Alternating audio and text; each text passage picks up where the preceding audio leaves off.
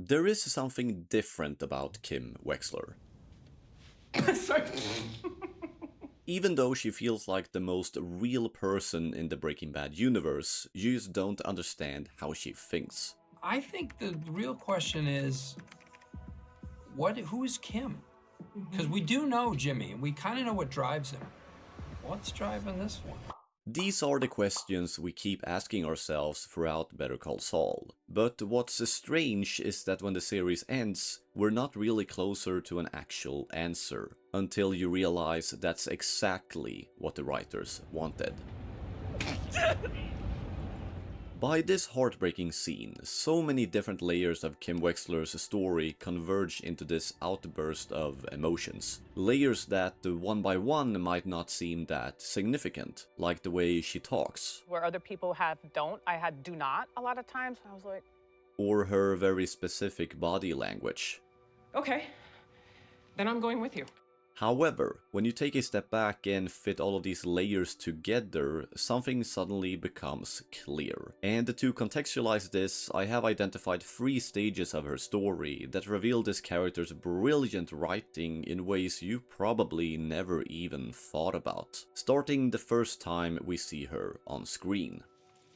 With Kim Wexler, I had 1.5 lines for the pilot. Oh yeah, you were right. right. I say something like, "We got it, Brenda." I can't remember what that one was. It's okay, Brenda, we got it. But then in the parking garage, he and I share a line. Couldn't you just... No, I can't. And I say, "You know, I can't," which I was like, so they've had this conversation before, but there seems to be a distinct boundary that's about don't fuck with my work. Yeah.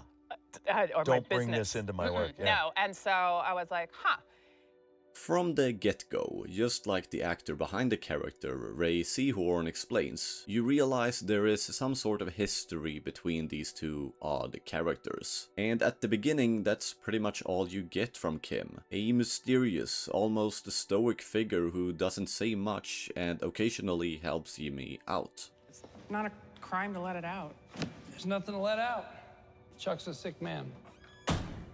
Yet, what makes her different is that she was still written as her own. A lot of female characters are painted as quote-unquote strong and independent, but often feel more like an attempt of creating that idea rather than a real human being. Kim, on the other hand, just felt authentic. She had goals, flaws, and agency. This will become especially important in the later seasons, but we will get there soon. We need to stick together. Being a mom is hard enough. Confidence in the actors to be able to put across their thoughts and feelings without the need for dialogue. So, on to the issue of Bond.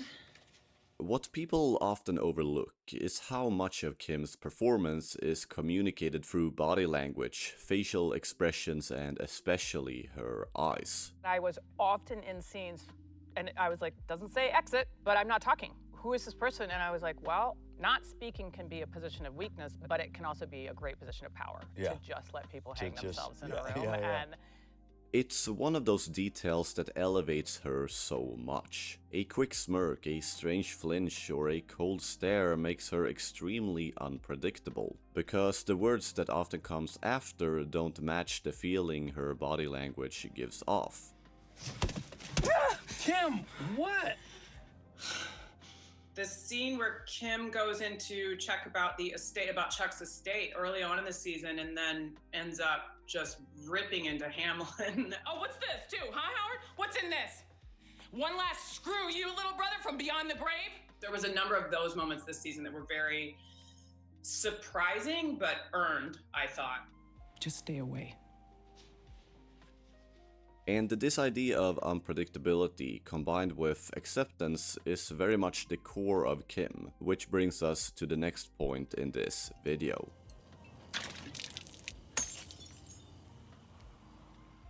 Like a traditional supporting love interest in an anti-hero story, it would be natural to assume Kim serves as Jimmy's moral anchor, and that her eventual exit becomes the final push into Saul Goodman. The thing is, that is kind of what happens, but at the same time, not at all. And this is really where the character of Kim Wexler begins to shine. Remember these faces, Dale.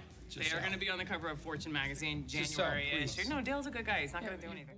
Instead of pushing him away, she broke bad right alongside him. If anything, the two of them ended up feeding off each other's worst impulses, escalating and justifying things in ways neither would have done alone. And the most impressive part is how natural it feels. It's such a gradual shift that you don't even notice it happening until you look back and realize they've been changing each other the whole time. Kim doing this, it's not you. You would not be okay with it. Not in the cold light of day. Wouldn't I? But this is also the point where Kim starts to grow increasingly difficult to understand, and pay close attention now because things will get complicated. On the surface, she seems like the last person who should be drawn into Jimmy's world. She's intelligent, disciplined, ambitious, and talented enough to build any career she wants. No, that is not. The defense wants to claim that their residents are competent enough to be held to their contracts, but too incompetent to sue. So which is it? Every time her life seems to be moving in a more stable direction, all it takes is one scam, one con, or one reckless idea to pull her back in. And the key detail is that she enjoys it. I think the flashbacks with her mother are crucial here. We don't see much, but we see enough to understand that Kim essentially had to raise herself. She spent her entire life suppressing impulse, maintaining control, and doing what was expected of her. Nip it in the bud. Then, later in her life, she meets Jimmy, and he slowly starts to pull her in. His way of seeing the world is based on instinct, risk, and doing whatever feels exciting in the moment. For someone like Kim, that kind of freedom must feel powerful and new. It's like walking into a playground after only ever watching it from the outside. In a strange way, Jimmy fills a similar emotional space to the one her mother left behind. The same recklessness that once hurt her starts to feel strangely attractive. For the good of the world and themselves, they don't really belong together. I think that's the central tragedy of the show.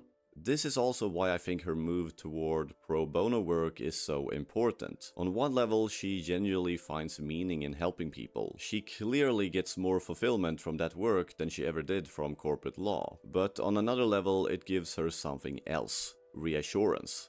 The more good she does, the more she feels like a good person. And she is a good person, but that's also what makes her dangerous. Once she believes she's fundamentally good, doing something bad becomes easier to live with. Not because she thinks it's right, but because she believes she can handle the cost. And this is just one example of how much subtext is running beneath her actions. So much of what she's doing only fully reveals itself if you look close enough. The complexity and the nuance that they not only write, but also don't make there have to be text for it either. It's space for the actor to play subtext, and you're trusted with that. They're never gonna find out. Seriously, you sound like every dumb criminal out there.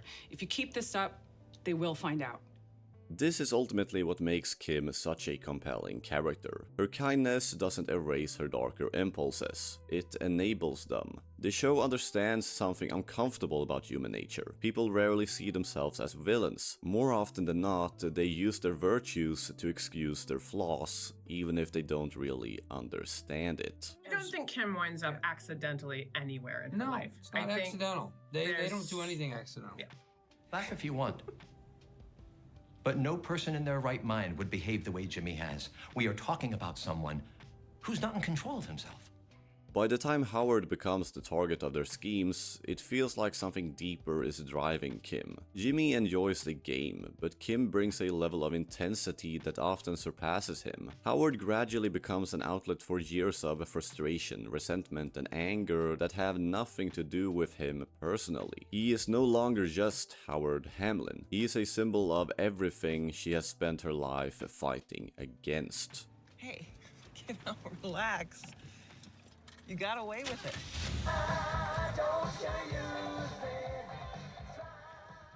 When you revisit the final stretch of the series with that context in mind, it becomes a completely different experience. And from this period in the series, things only get more interesting. So let's dive into this from a fresh point of view. Who are you? Me? Nobody. You could say Howard is in the wrong place at the wrong time, but it feels biblical somehow. There's really no need to... The conclusion of Lalo Salamanca's involvement in the series is such a brilliant piece of writing for two main reasons. First, it serves as a brutal wake-up call for Jimmy and Kim. For years, they've been able to convince themselves that their schemes were harmless fun, that they could always stay one step ahead of their consequences. But in this moment, although they never pulled the trigger, they're finally forced to confront the reality they've spent so long trying to avoid. Having that happen at the halfway mark is this incredible engine that drove the second half, because you have these characters that can no longer avoid the damage that they are creating. At some point, we'll suddenly realize that we haven't thought about it at all. I love that Jimmy repeats the exact piece of advice he originally learned from Mike after the life-changing events in the desert. You're gonna realize you haven't thought about it. It's a small moment, but it perfectly captures one of the show's core ideas. How these characters constantly leave their mark on one another. Nobody develops in isolation. Every relationship, every conversation, and every traumatic experience carries forward and shapes who they become.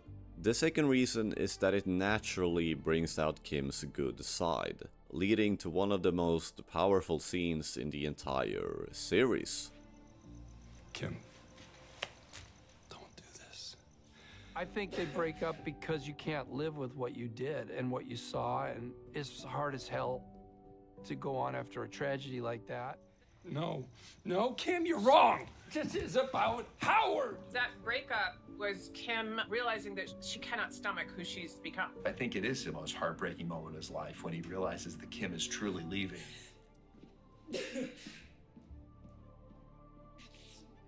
What happens after this is perhaps the defining part of Kim's story, bringing her character full circle in a way that feels poetic, tragic, and entirely unique. The black and white timeline is, on the surface, an easy visual device for separating the past from the present, but it also serves as a deeper purpose. For both Jimmy and Kim, it represents a life drained of color and possibility. A life confined to routine, normality, and self-imposed restraint. After spending years chasing the exciting part of life, they have each become trapped in a version of existence that neither of them is truly capable of embracing. The difference is that Kim can't live with herself without telling the truth to the world.